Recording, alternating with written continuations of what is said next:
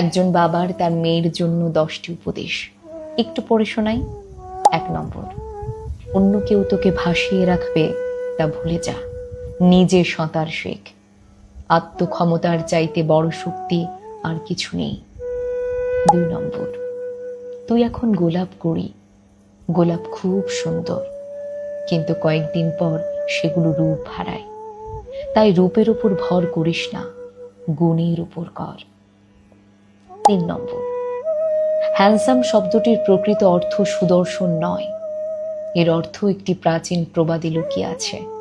তা হলো, ভালো মানুষ যা করে তাই সুদর্শন। তাই কারো সৌন্দর্যে হ্যান্ডসাম খুঁজিস না, তার কাজই খুঁজিস। 4 নম্বর, সবচেয়ে মধুর স্বাধীনতা হলো নিজে রোজগার করা। অন্যের আয়ের নির্ভরশীলতা এক ধরনের পরাধীনতা। 5 নম্বর, লাইফ পার্টনার মানে লাইফ প্ল্যান নয়। জীবন নিয়ে তোর নিজস্ব পরিকল্পনা থাকতে হবে। প্রয়োজনে পার্টনারের প্ল্যানের সাথে তোর প্ল্যান সমন্বয় করবি, কিন্তু শুধু তার পরিকল্পনায় গা ভাসাবি না।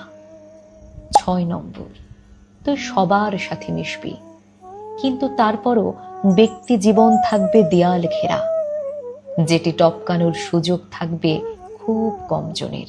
7 নম্বর, আবেগ না থাকলে তুই যন্ত্র হয়ে যাবি। তাই আবেগকে গুরুত্ব দিবি, কিন্তু আবেগের চোরাবালিতে ডুবে যাওয়া যাবে না। 8 নম্বর, ব্যবহারে সংযত থাকবি।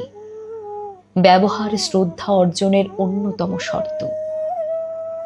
9 নম্বর, ষষ্ঠ ইন্দ্রিয়ের কথা শুনবি, এটি মিথ্যে বলে না। 10 নম্বর, কারো কাছে গেলে যদি অস্বস্তি লাগে তার কাছে আর যাবি না। এই অস্বস্তি বোধ এক ধরনের সিগন্যাল, এটিকে অমান্য করবি না।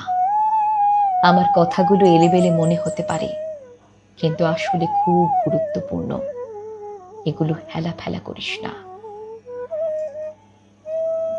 একজন বাবা খুব সুন্দর 10টি উপদেশ দিয়েছেন তার মেয়ের জন্য। চাইলে আপনার মেয়েকেও আপনি শোনাতে পারেন। ধন্যবাদ।